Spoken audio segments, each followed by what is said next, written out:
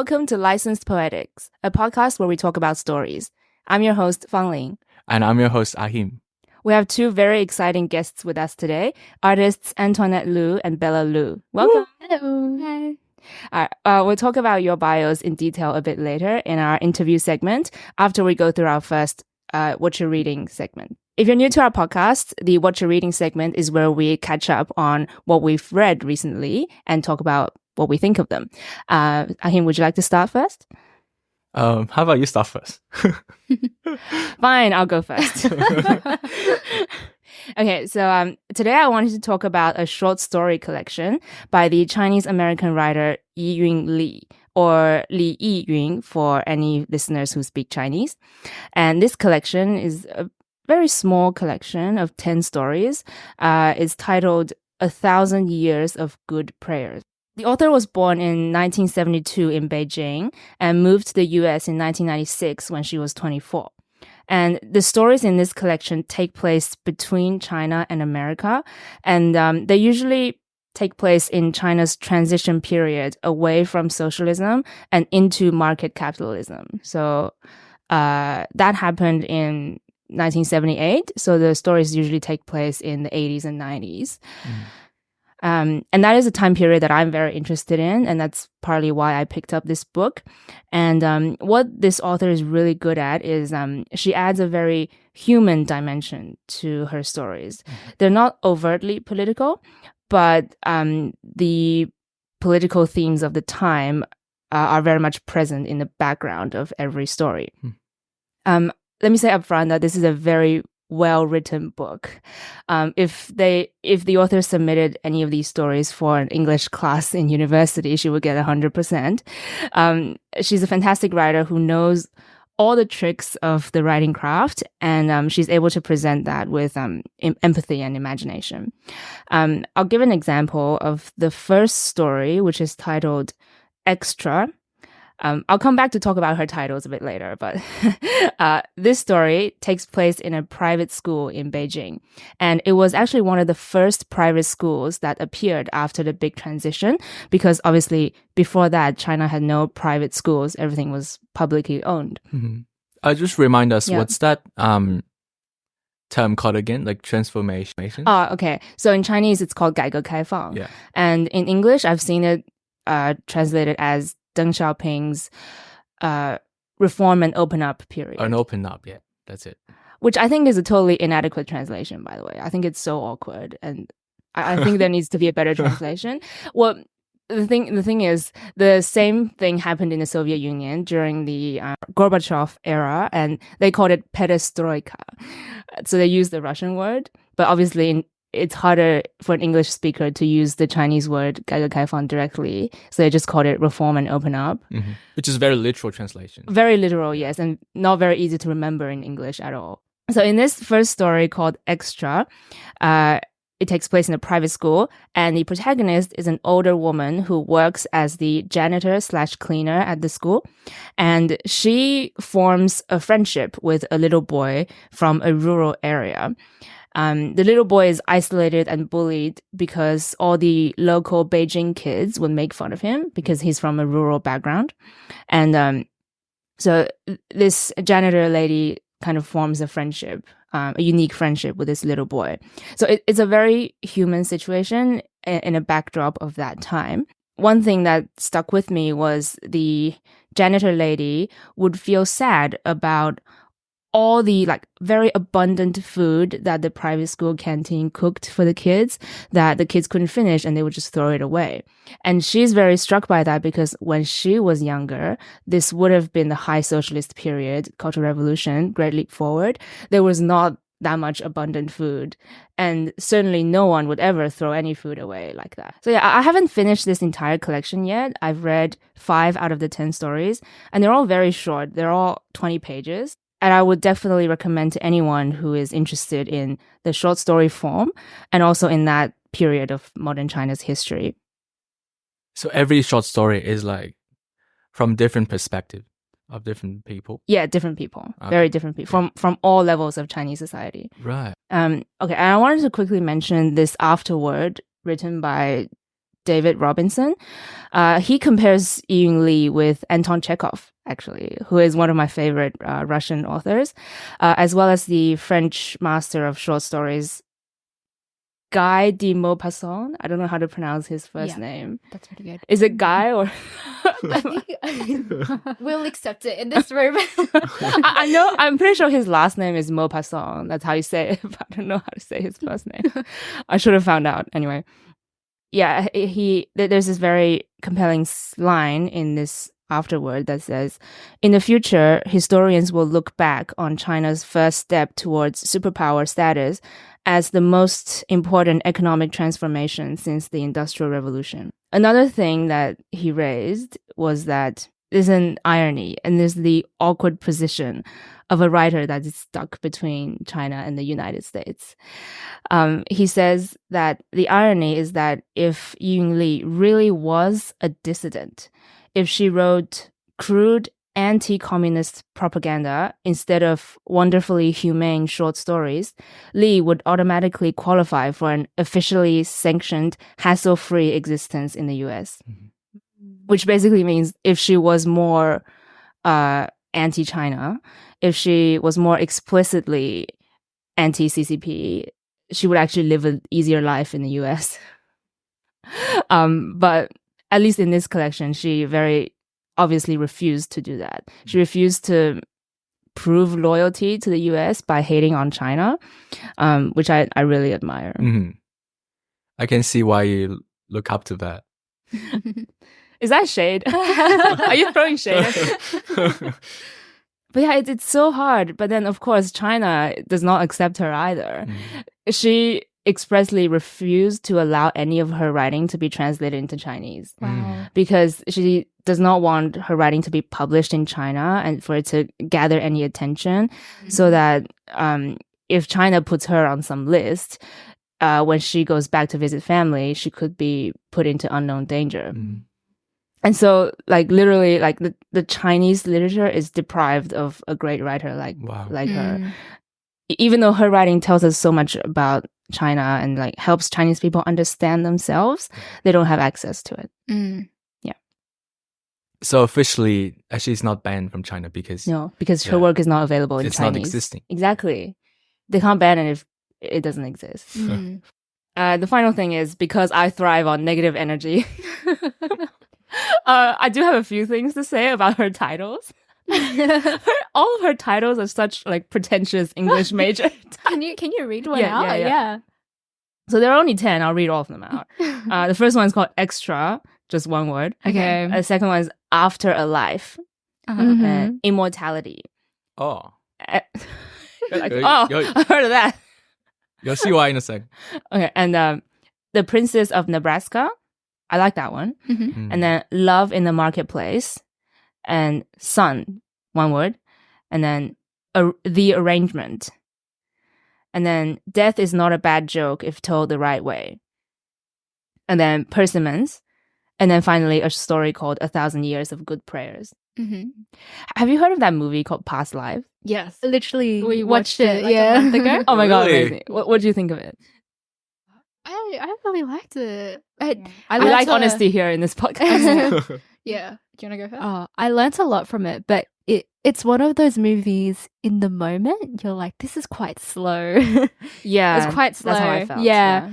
But it paid off by the end when we were just watching her walk for. We watched them walk for a long time. A long in that time. movie. Yeah. But when she sort of just collapses into, and it just Into the life that she chose, kind of. Yeah, and like because we have a few interracial relationships in our lives as well, Okay. and it was just really interesting to watch three people not antagonize each other in like a super Hollywood way. It's just three people, mature people who just found themselves in a bit of an unfortunate situation. Yeah. And I call it, tell me if this is pretentious, but I call it a story of grief rather than love, because you're That's saying interesting. goodbye to something or someone. Yeah, I think there's definitely grief in that. Yeah. And I like what you said about not antagonizing anyone, because I don't think the Korean guy or the white guy were the villain. There's no villain. Yeah.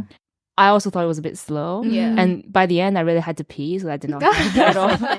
And then I watched it with a huge group of Asian girls, right? Yeah. And then one of them was just like bawling her eyes out. Yeah, at that was the my end. friend as well. And I was just like, I need to pee.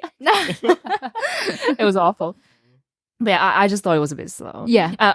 The reason I brought it up actually is because you know how in the end she's like, oh, this is saying in Korean philosophy or whatever is like you have to like live however many past lives to have spend one life together or something like that. Is that what it was? It's been a while. I think so. Okay. It was in Yiyun, but I don't want to mispronounce. I think. Yeah. Okay. But yeah, that's what this title is basically, 1,000 years of good prayers. So in Chinese, there's also a saying where like if you say 1,000 prayers in your past life, you'll be able to live one lifetime together in Like in you this might lifetime. 修百世可同舟. 修百世可同舟. As in like if you pray 100 years of prayers to have the chance to cross a river with someone in the same boat. And then like it's kind of this idea that your encounters in this lifetime is very precious, and it must have taken a lot of turns in your other previous lives to share this moment with someone.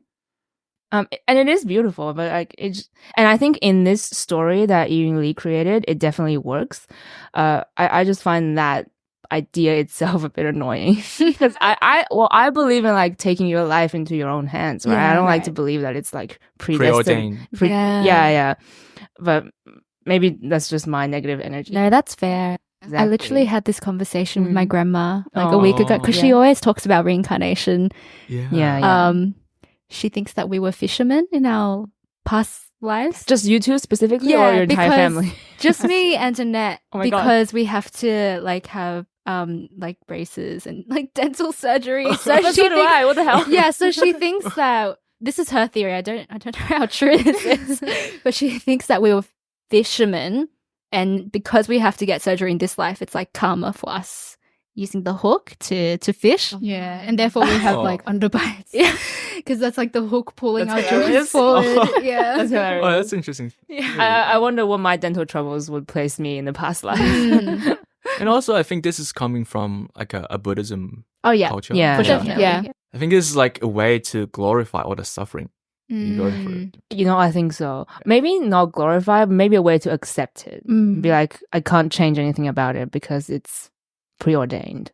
But like my friend, because in his religion as well, it's sort of in a way idolizes or glorifies suffering. And he has this issue where he said to me, I feel like I haven't suffered enough, you know, because there's so much. Write more. Honestly. Okay, good one. Yeah. 'Cause for listeners, we are a room of 4 writers. Yeah. And yeah, we It's gonna get suffer. intense. It's rough. But yeah, he says, I feel like I haven't suffered enough. Because like this, he's really close to like the Palestine issue as well. And he feels like there's so many people suffering that he hasn't, you know, paid his due in suffering. Which religion is it? He's Muslim. Right, okay. Yeah. And you know, he said to me like Allah like helps people in their greatest moments of suffering, and so I feel like I haven't suffered enough, and I'm just waiting for that time in my life where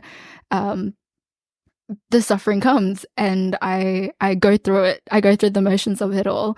And I don't know what to say to that. But I was just like to him, you know, the world will bring you suffering. You don't need to go seek it. It will definitely come to you, you know. Yeah. And I think that because he quote unquote hasn't suffered, like everyone has suffered, but in his perception he hasn't. He's turned out to be a really good person, you know, like his parents are really happily married, he had a good childhood. And so I think that's what that's why people are drawn to him so much, because he's very warm. He's sort of like our stability in a way. Emotionally stable. Yeah, yeah, exactly.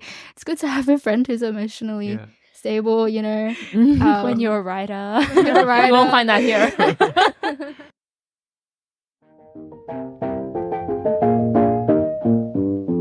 So yeah, for my recent reading, I've been reading this book called Tender is the Flesh by another Argentine writer called Agustina Bazterrica. I picked this book up about like a couple weeks ago from Kinokuniya. And then there's something that just grasped me is the cover. So as you can see, I'm going to talk about this cover in quite detail, and then for the listeners who can't see it, so this cover has a white undertone, and it's just not a regular white. It's overwhelming, penetrating white. It's imposing, pretentious white. we love pretentious. Pure, spotless white. Harsh, unforgiving white. Indifferent white. And on top of it, there are different shades of red.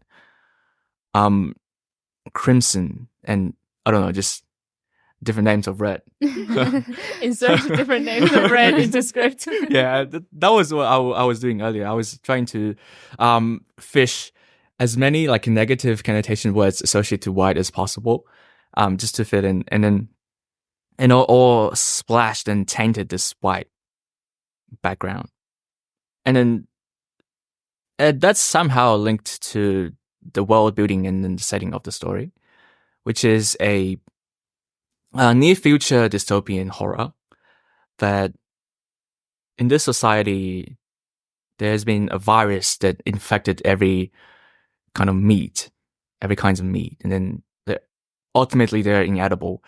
So that people have quickly come to the sense that they have to eat meat, so they just breed human to eat.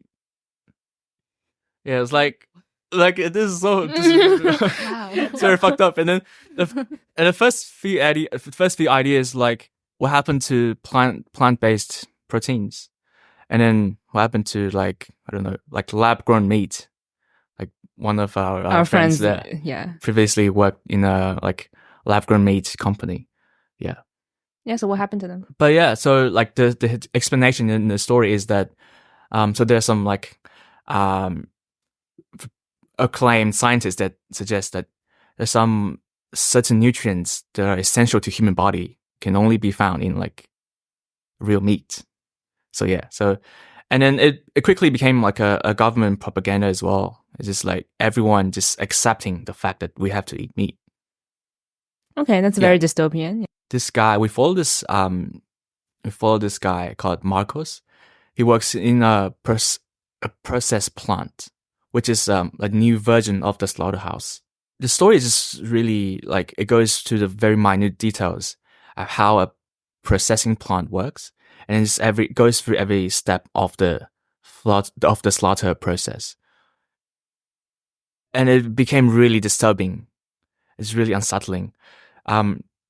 So much so I have to slow down the pace of reading this book. It's not even like a fake book. I've been going through it for like 3 weeks now. I would just read it every morning on a bus on my way to work, and then I have to physically stop because I think it's giving me like LBS. What's LBS? LBS is irritable bowel syndrome. Do you mean IBS? I thought you said LBS. IBS, yeah, sorry. IBS.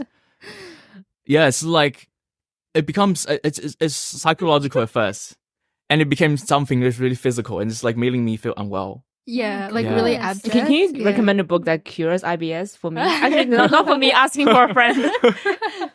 Yeah. But it gives IBS, huh? Yeah. So I've seen some like really critical reviews about the book that says this book is nothing but just like grotesque and gruesome descriptions. I'm not even trying to get to like the true meaning behind it, which is some people argue it's a metaphorical play on consumerism and capitalism. Very on the nose. Yeah. And then it's not subtle. Not going for subtlety. No. And then even the writer herself says, in the society of capitalism and consumerism, we devour each other. Yeah. And then it's actually like quite literal, like in the book, that you see in the end just nothing goes to waste. Like your like ear, your skin, your blood, Yeah, That's crazy. like there's use for everything. That reminds me of Animal Farm a little bit. Yeah. If you really buy into this world building, yeah, it can really draw you in, and it's really like engrossing, and it's kind of gross. Nice. Yeah. Yeah. So, like, if you are a carnivore, it makes you want to go vegan, Right. and if you're a vegan, it makes you want to punch a carnivore in the face. Yeah, and then because I recently turned vegetarian as well. It's been around 4 months ish. I remembered very vividly. I think it's around 2 years ago. I saw like ad on Facebook. There's like person who interviews people on the street. It says, I ask you, would you ever consider to be a vegetarian or vegan? And they said no, because I love the taste of meat, and that's the only reason. Yeah. So you think that the answer, because I like the taste of meat, is not enough? Like it's not enough to adequate? justify eating meat? No, on the contrary, I feel like this is what essentially happens in the book. Okay. It's like people are so entitled to this particular opinion that like they even justify cannibalism. Right. Because in the book they're like, oh, how do you justify eating human flesh? Yeah. They're just like, oh, but I love the taste so much. Yeah. Yeah. Do you think this book is shock value though? Oh yeah, 100%. Yeah. Yeah, you think so? Okay. Go on. Oh, I was just, because you mentioned like it's very, well, you said on the nose, and then you said it's like for grotesque, and I feel like in especially high school, the way they teach us to write creatively is by that Orwellian rule: no violence, keep it subtle, don't be upfront about it. Is that an Orwellian rule? Yeah. That's what one of my teachers said to number me. one fan.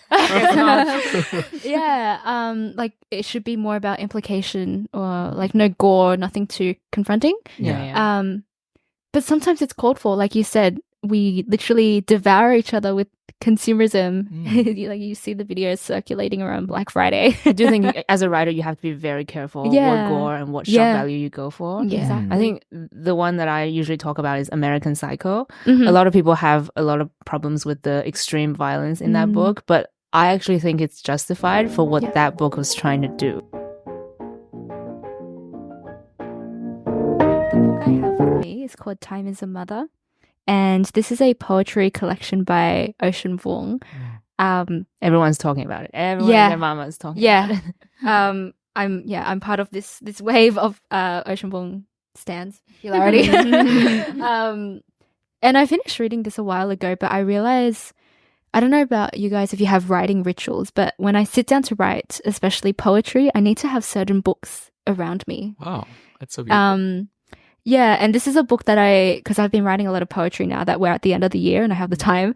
And so this is just a book I have around me a lot. And I find with this collection that I almost rediscover the lines when I come back to it, just because there's so much. And it challenges me a lot. Like I never really understood what was going on in the first read. Like it took a few times. Yeah, it takes time. Yeah, poetry sometimes. Yeah, that's right. But I think what I really admire is Vuong's ability to not be super pretentious. Like, yes, it challenged me, but it's still accessible in a way. And I don't know, like this collection just brought me back to reading. Wow. Because there was a time where I just stopped reading for a while because I couldn't find things that I resonated with, especially when you're coming out of school. You've read a lot of Western texts by dead old white guys. Yeah. And so this one brought me back to reading and therefore writing. That's so great. Yeah. Oh yeah, because you guys are not that far off from school, are you? No, we've only been out of school for like 2-3 years. Yeah. Yep. Still very young. I feel young. We're old. Oh, tell me about it. Do you have any like favorite lines that you want to share? I do. Oh man, this is gonna be hard to narrow it down. But there's one poem that just resonated with me a lot. It's called "Reasons for Staying," and it's influenced a lot of my writing because I realize my best writing comes when I start with a list. just like a list. List of images or? Yeah. I think it's because I come from quite a visual background. Yeah. And so a poem like Reasons for Staying, it's a list, reasons why we live even though we suffer so much.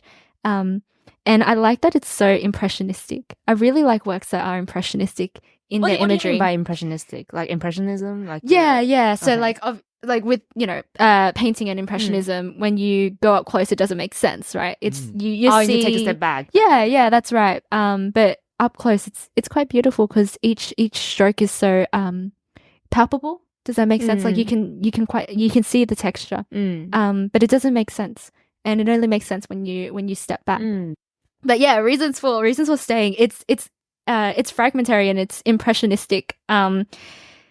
A favorite line. This is gonna be tough. I don't think we can read the entire poem because of copyright. Yeah, but I think a few lines should be okay. Yeah.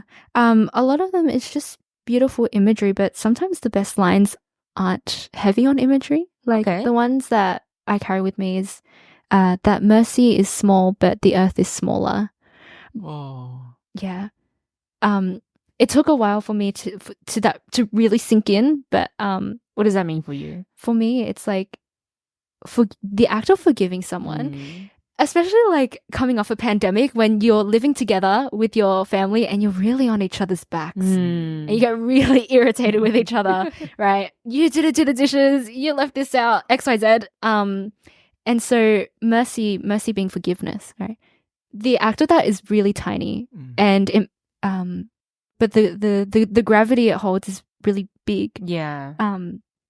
Because it's not for me, but like it can be so difficult to just forgive someone or to understand like someone's actions are just because they're stressed, they're sleep deprived, they're annoyed at something, they got a parking ticket, and so for me it's like acts of mercy are so tiny, like on the domestic level, and with people that you're around every day, but yeah, it holds a lot of weight. Yeah, I really like that line as well. And I think it's interesting that he used small, not big. Exactly. He didn't say mercy is big, but earth is bigger. Yeah. But he used small. And I think it's exactly like you said. And an act of forgiveness can be like a small thing. Oh, wow. So I actually resonate with that line so much because recently my psychologist told me that have you heard of self-compassion? Yeah. And then it's like often in life we forgive other people so much, but not so much for ourselves. Yeah. Yes. And then it's like really something that's so small and then it's everyday level. Yeah. You can do just to remind yourself that you're forgiven. All right, amazing. Thank you so much for the What You're Reading segment. We hope you enjoyed that. And now let's jump into the interview segment. Antoinette Luu is a Vietnamese-Australian artist based in southwest Sydney. Her alchemic process of writing and editing autofictively reworks her cathartic scribbles into profound poems, immortalizing her youth before it is over. She currently volunteers with the Bankstown Poetry Slam and was a 2-time finalist at their National Youth Poetry Slam. At UNSW, she majors in English, creative writing, and screen production, and is an editor for the Unsweetened Literary Journal. Antoinette is currently published in the Story Factory's 2023 journal, Platform 1. Yeah, a fun fact, we actually met Antoinette and Bella from Bankstown Poetry Slam, the same way we met our previous guest, Stephanie New, actually. So shout out to BPS. They're a real hub for... they do really great work. Yeah. For creative spirits. Yeah. So Annabella Luu is Vietnamese Australian poet, photographer, painter, and aspiring filmmaker from southwestern Sydney. Annabella's work meditates on her formative experiences with grief and examines her identity as Vietnamese Chinese Australian, a friend and a daughter. Born from her understanding of art as a step towards healing, her work bears witness to intergenerational pain and immortalizes love in its most quotidian manifestations. Annabella has exhibited her visual work at Art Gallery of New South Wales and Tweed Regional Gallery. She has performed her poetry at the Museum of Contemporary Art, the University of New South Wales, Bankstown Poetry Slam, Westside Poetry Slam, and the Factory Story. This is a question for both of you. What are you working on currently? I tend to have a seed of an idea for a poem, and then I will let it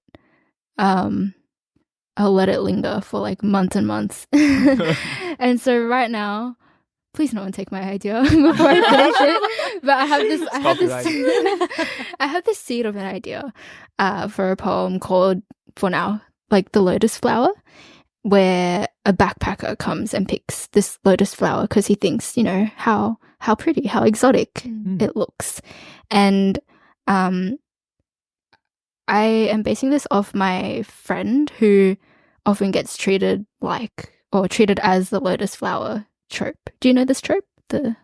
I just think lotus flower is quite common Asian imagery. Do you mean like white guys come pick her up, or it's like this trope in Western movies where the lotus flower trope is like the Asian girl is fetishized. Oh yeah, because she's like very very delicate and very like, you know, like we have lotus that flower. in Chinese culture as well. We know about that, but I just didn't know it's called the white lotus trope.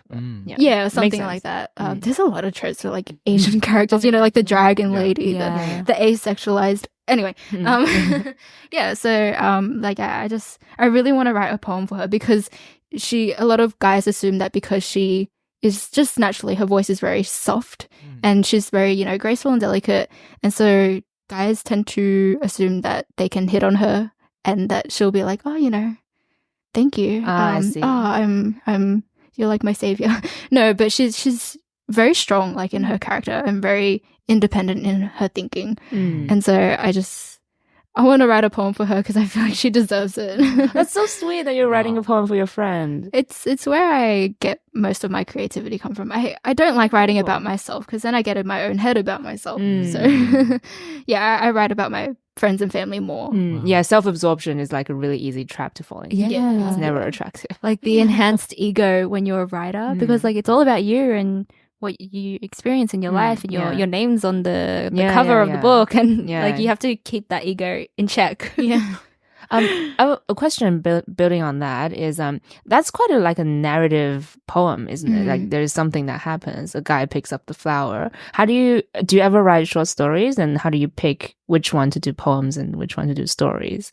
Yeah, I haven't written a short story that wasn't for an assessment before. Yeah, because I think I did my HSC major work like in short story form, and my recent uni assessment in a short story form because I had to. But I'm just more inclined to poetry because I had a teacher who said that novels are like a relationship. Poems are like a flirtation. Oh my God. You know, that makes sense. Fiction takes more commitment. You gotta get through it. And also I think that like it's just easier for me to work in poetic form because I like the poetic form because it's like this really intense, fleeting emotion. It's also pretty neat. You can just you finish it, you put it away, you move on to the next. And yeah, so I take the poetic form a bit more. Also because it's like a bit heavier on the imagery as well. And like the sentence by sentence syntax, which to me is more fun to experiment with. So yeah, it's like what Bella was saying about impressionism. What about you, Bella? What are you working on now? Very similar. I noticed that, I'm writing for people in my life. I write the best like that because then I feel like as a writer, you have to relinquish your self-importance because easier said than done. Yeah, so much easier said than done. Because if you're too absorbed into you flexing your creative muscles and you flexing your own intelligence, it stops you from seeing others' intelligence. And Craig Billingham, shout out to my creative writing tutor, UNSW, Craig Billingham. He said that the point of the writer is to bear witness to other people's complexity and emotional maturity and intelligence. Yeah, absolutely. Yeah, not to flaunt your own. And so I write the best when I write for people. And the people I'm writing for now, or I'm working on now, is about my older sister. So we have an older sister.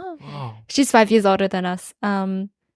And she's the oldest child, so you can imagine like the struggles that comes with, especially when you're younger and you have to go to, high school for the first time, or you got to do XYZ for the first time. And Sorry, Bella and Antoinette are twin sisters. Oh, yes. For any listeners who don't know. yeah, I wonder if our voices sound kind of similar. I reckon they will have picked up on that. Yeah. Should we every time it's like, this is Bella speaking? You just have to go through the podcast for so many times until you can tell them apart.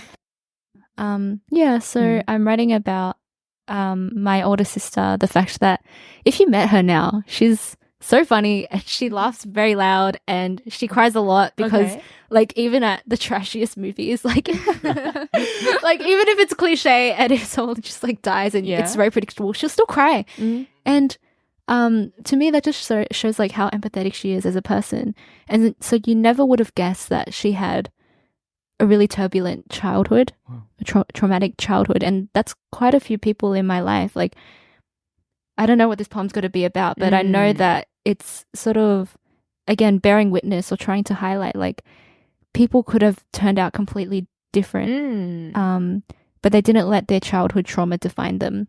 Wow, that's great. Yeah. That's a great thing to write about. Yeah. I don't know where the poem's going, but it's going. It's going. It's definitely going. Yeah.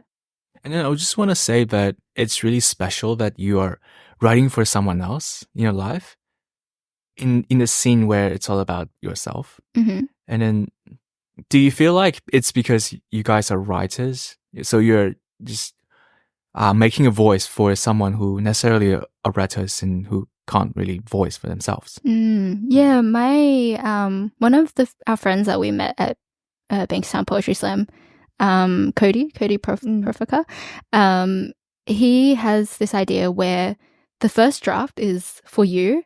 Yeah. The editing stage is where you make it for other people. So even if people do write about themselves, which is fine, that's good. But even when I write about myself in the editing stage, I'm thinking, how can I make this useful for other people? Yeah. How can they also relate? Yeah. Yeah. That's such an important step. Yeah. I wouldn't want to read anything that's stuck in the first stage. I'm sorry. Yeah.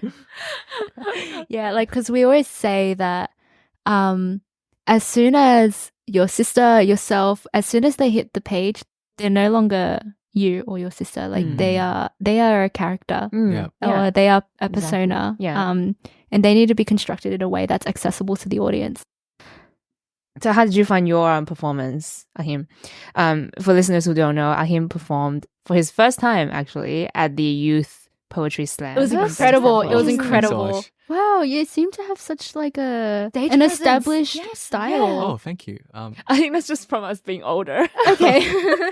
I think Ahim and I were about 5 years older than Bella and Antoinette. So yeah, that was my last dance. I couldn't qualify for the young, because the age cutoff for is the youth. 24. Yeah. Exactly. And I wrote something about that as well. So I think actually I saw this notion from Steph New's post. It's called anticipatory grief. For me, it's I feel that quite physically. It's like I'm getting older, and then, well, I'm like, I still behave very immaturely in like many ways in life, and then I'm not sure if I'm ready yet just to be catapulted into adulthood. And then I feel like there's still something that lingers in me that I hold very dearly, that makes me a child, like within me. Like some like my beliefs are really childish. Like the things I read, I almost read purely fiction, even mythologies, like not even just like literary fictions, like very like untethered from real life things.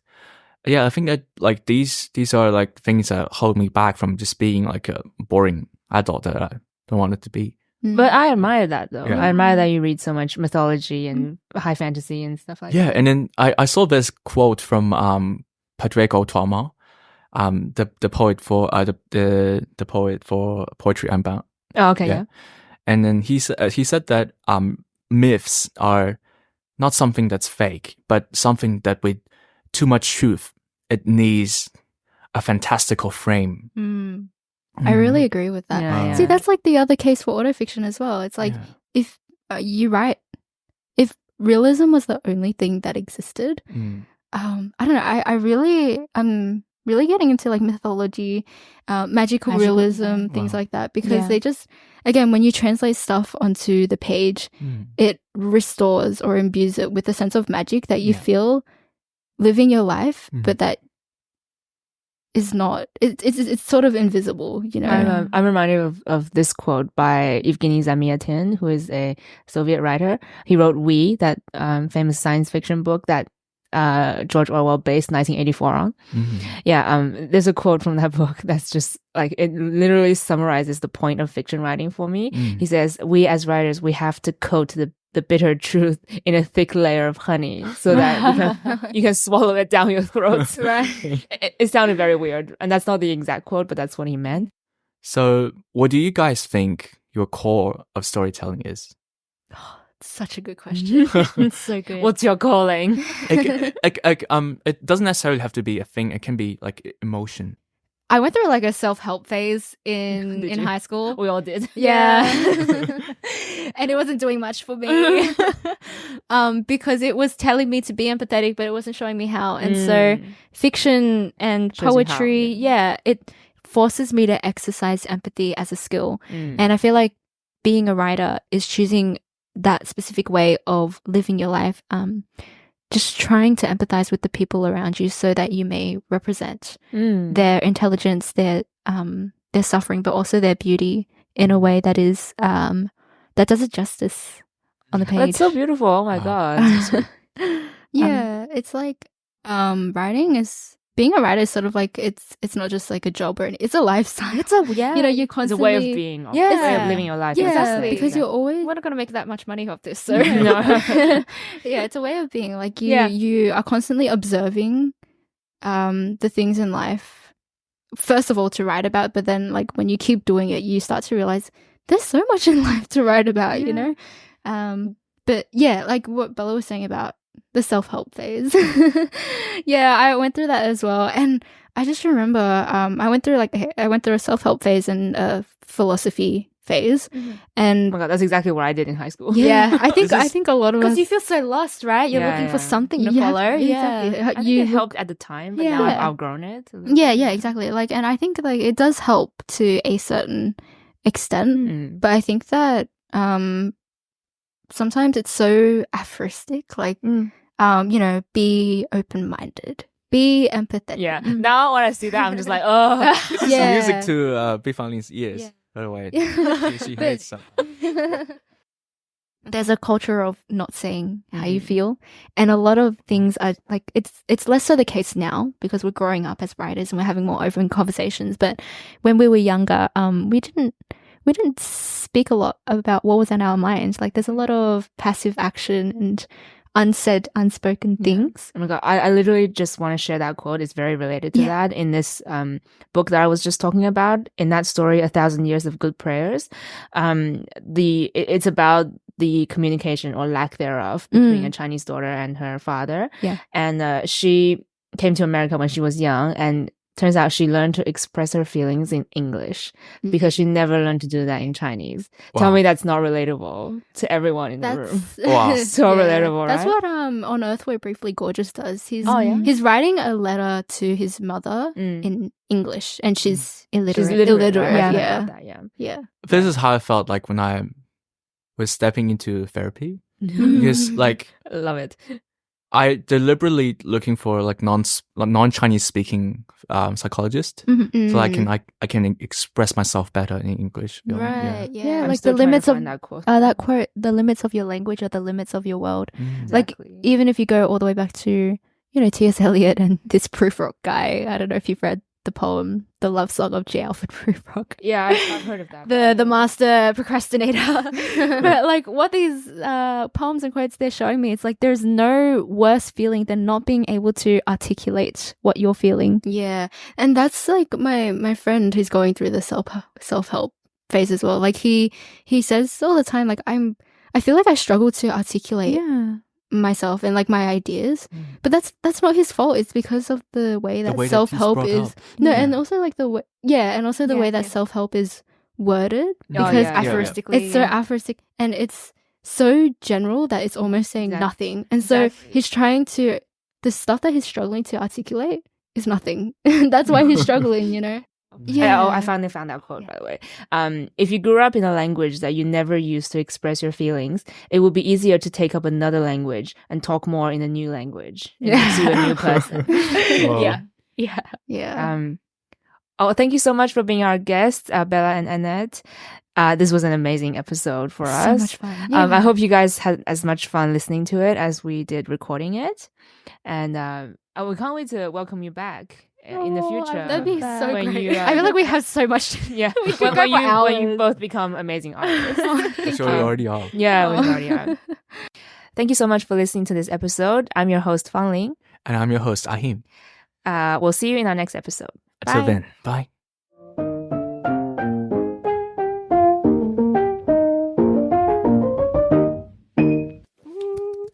So fun. This is so fun. That's so Okay, let's good. take a photo. Yes. So